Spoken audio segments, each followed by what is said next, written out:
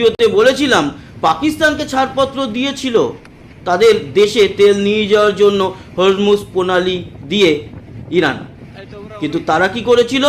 আমেরিকাকে বলেছিল যে পাকিস্তানের পতাকা লাগিয়ে আপনারাও আপনাদের জাহাজ। দর্শক বন্ধুরা সুপ্রভাত, আমি অচিন্ত, আপনারা দেখছেন বাংলায় সমাচার অচিন্তোষ ব্লগে।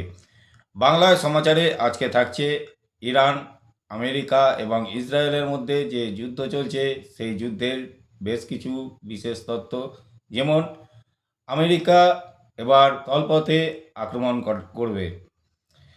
ইরান ঠিক করেছে এবার মধ্যপ্রাচ্যে যে দেশগুলো রয়েছে তাদের জল ভাণ্ডারে আক্রমণ করবে এবং তা ধ্বংস করবে। থাকবে বিস্তারিত আরও খবর, এছাড়াও থাকছে রাজ্যের খবর, দেশের খবর এবং বিদেশের খবর। এছাড়াও থাকছে আবহাওয়ার রিপোর্ট পশ্চিমবঙ্গ এবং বাংলাদেশের। যদি আপনারা এই চ্যানেলটি নতুন দেখে থাকেন তাহলে অবশ্যই চ্যানেলটি সাবস্ক্রাইব করবেন, করে নিচে বেল আইকনটি দাবিয়ে দেবেন এবং সাথে থাকবেন।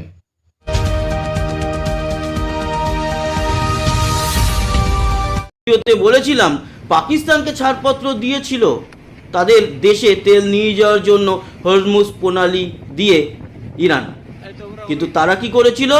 আমেরিকাকে বলেছিল যে পাকিস্তানের পতাকা লাগিয়ে আপনারাও আপনাদের জাহাজ বের করে নিয়ে যান। সেটা ধরা পড়ে যায়, সেই জাহাজটিকে জ্বালিয়ে দেওয়া হয়। এছাড়াও আরও অনেক কারণ রয়েছে যা করেছে পাকিস্তান, তাই তাদেরকে বেঈমান বলা হচ্ছে। আজকে দালাল বলল এবার ইরান। কয়েকদিন ধরেই আপনারা শুনতে পাচ্ছিলেন পাকিস্তান নাকি অ্যারেঞ্জ করছে শান্তি আলোচনা ইরান বনাম আমেরিকার। অনেকটাই সেদিকে আমরা ভেবেছিলাম যে এগোচ্ছে শান্তি প্রক্রিয়া, কিন্তু আজ ইরান জানিয়ে দিয়েছে যে পাকিস্তান বা ইসলামাবাদ একটা বেঈমান দিয়েছে ইরান, এবং সেখানে মৃত দুই, তার মধ্যে একজন ভারতীয়।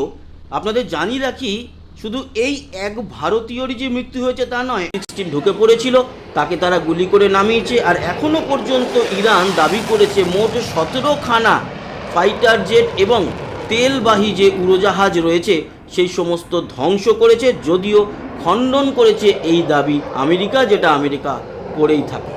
তো এখনও পর্যন্ত ছিল এই সমস্ত খবরাখবর নিয়ে আলোচনা। পরবর্তী সময় আরও যা যা আপডেট আসবে আপনাদের সামনে অবশ্যই তুলে ধরব। লঞ্চ করেছে আমেরিকা, এবং আমেরিকার হাতে 4000 টমাহক মিসাইল ছিল। এই একটি টমাহক মিসাইল, যার প্রতিটি ইউনিট তৈরি করতে লাগে 34 কোটি ভারতীয় টাকা। প্রতি বছর 90টা করে এই টমাহক মিসাইল আমেরিকা কেনে এবং তাদের অস্ত্র ভাণ্ডারে সামিল করে। সেক্ষেত্রে যারা অস্ত্র ভাণ্ডার নিয়ে গবেষণা করেন আমেরিকার, তারা কিন্তু একটু সিঁদুরে মেঘ দেখছে। তারা বলছে ডিসব্যালেন্স হচ্ছে। 4000 আমাদের হচ্ছে অস্ত্র ভাণ্ডারে টমাহক মিসাইল ছিল, সেখান থেকে 850টা মাত্র 4 সপ্তাহে যদি খরচ করে দেওয়া হয়, তাহলে আগামী ভবিষ্যতে কিন্তু ডিসব্যালেন্স হবে অস্ত্র ভাণ্ডার, যদিও সেটা আমেরিকা বা আমেরিকার সেনাবাহিনী মানতে নারাজ। এই যে টমাহক মিসাইল, এর রেঞ্জ হচ্ছে 1600 কিলোমিটার এবং 453 কেজি বিস্ফোরক নিয়ে একেবারে ক্রুজ করে সফলভাবে লক্ষ্যবস্তুতে হামলা চালাতে পারে। আর এর অ্যাডভান্স যেই ভার্সনটা আছে, সে ওই 453 কেজি বিস্ফোরক নিয়ে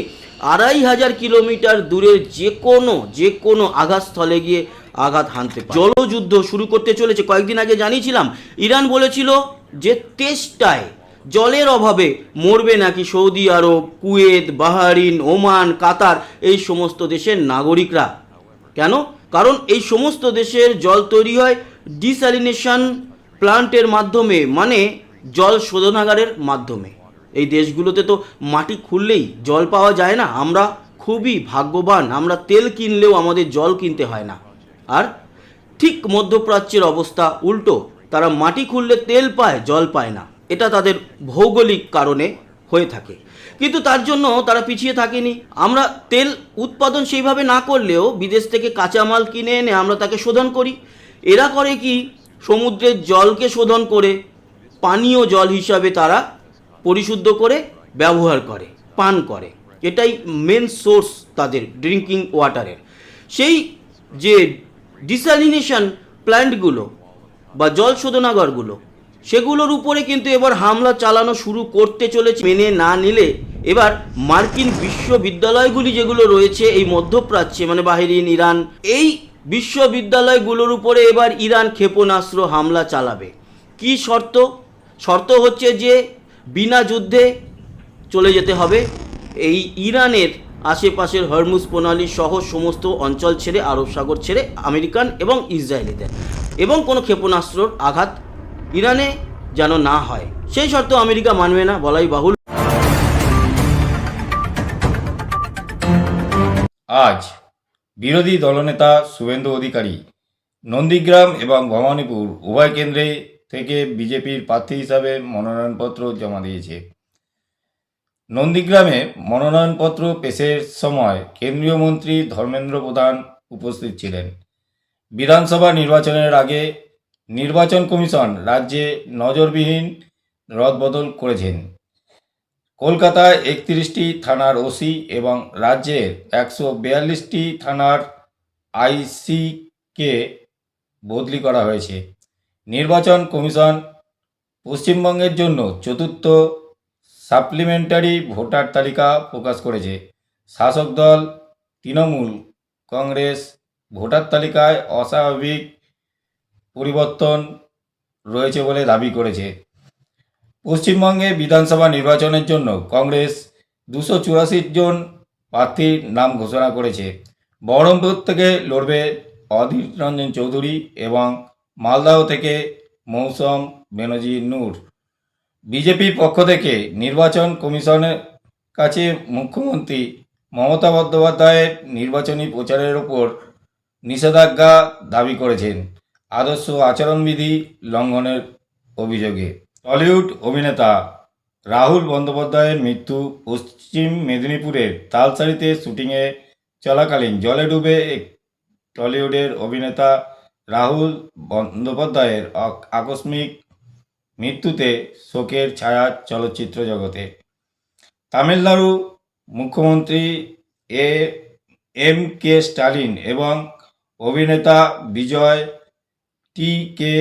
টিভিকে আসন্ন বিধানসভা নির্বাচনের জন্য তাদের মনোনয়নপত্র জমা দিয়েছেন। নির্বাচনী বিতর্কে অংশ নেওয়ার জন্য কংগ্রেস নেতা ভি.ডি. সীতারামনের চ্যালেঞ্জ গ্রহণ করেছে মুখ্যমন্ত্রী পিনারাই বিজয়ন। আসাম বিধানসভা নির্বাচনে প্রচারের ময়দানে প্রধানমন্ত্রী নরেন্দ্র মোদী এবং কেন্দ্রীয় স্বরাষ্ট্রমন্ত্রী অমিত শাহ জোরালো বক্তব্য রেখেছেন। কেন্দ্রীয় সরকারের পক্ষ থেকে জানানো হয়েছে 2027 সালে 1 এপ্রিল থেকে দেশ জুড়ে পরবর্তী ডিজিটাল জনগণনা শুরু হবে। প্রধানমন্ত্রী নরেন্দ্র মোদী তার মন কি বাত অনুষ্ঠানে মধ্যপ্রাচ্যে যুদ্ধ পরিস্থিতি মোকাবিলার জন্য বিশ্ববাসীকে ঐক্যবদ্ধ হতে আহ্বান জানিয়েছেন। ইরান ও ইসরায়েলের মধ্যে উত্তেজনা চরমে। ইসরায়েলি প্রধানমন্ত্রী নেতানিয়াহু লেবাননে সিকিউরিটি জোন আরও বাড়ানোর নির্দেশ দিয়েছেন। মার্কিন প্রেসিডেন্ট ডোনাল্ড ট্রাম্প ইরানকে সতর্ক করে জানিয়েছেন যে যুদ্ধবিরতি না হলে ইরানে জ্বালানি এবং বেসামরিক পরিকাঠামোয় আঘাত হানা হতে পারে। স্পেন সরকার মার্কিন যুদ্ধবিমানগুলিকে ইরানের বিরুদ্ধে অভিযানের জন্য তাদের আকাশসীমা ব্যবহার করতে নিষেধাজ্ঞা জারি করেছে। আফগানিস্তানের প্রবল বন্যায় এবং ভূমিধসে অন্তত 28 জনের মৃত্যু হয়েছে এবং বহু মানুষ আহত হয়েছে। সামরিক জান্তা প্রধান মিন অং হ্লাইং মিয়ানমারের প্রেসিডেন্ট হিসাবে মনোনীত হয়েছেন। আইপিএলে মুম্বাইয়ে ওয়াংখেড়ে স্টেডিয়ামে অনুষ্ঠিত কলকাতা নাইট রাইডার্সকে পরাজিত করেছে মুম্বাই ইন্ডিয়ান্স। প্রধানমন্ত্রী নরেন্দ্র মোদী সতর্ক করে দিয়েছে যে পশ্চিম এশিয়ায় যুদ্ধের কারণে বিশ্বজুড়ে পেট্রোল এবং ডিজেলের সংকট তীব্র হতে পারে। হরমুজ প্রণালীর উত্তেজনার মধ্যেই ভারতে 2টি এলপিজি ট্যাঙ্কার সফলভাবে দেশে ফিরিয়ে এনেছে দেশের নৌসেনারা। যুদ্ধের পরিস্থিতির প্রভাবে বিশ্ববাজারে পাশাপাশি ভারতীয় শেয়ার বাজারেও অস্থিরতা লক্ষ্য করা গেছে। আলিপুর আবহাওয়া দপ্তরের পূর্বাভাস অনুযায়ী উত্তর এবং দক্ষিণবঙ্গের বেশ কিছু এলাকায় ঝড় বৃষ্টির সম্ভাবনা রয়েছে। দক্ষিণবঙ্গে কলকাতা, উত্তর 24 পরগনা, দক্ষিণ 24 পরগনা, হাওড়া, হুগলি এবং পূর্ব ও পশ্চিম বর্ধমানে আজ হালকা থেকে মাঝারি বৃষ্টির সম্ভাবনা রয়েছে। কিছু কিছু জায়গায় কালবৈশাখী ঝড় ঘন্টায় 60 থেকে 40 কিলোমিটার বেগে বইতে পারে এবং বজ্রপাত হতে পারে। কোথাও কোথাও শিলাবৃষ্টিরও পূর্বাভাস দেওয়া হয়েছে।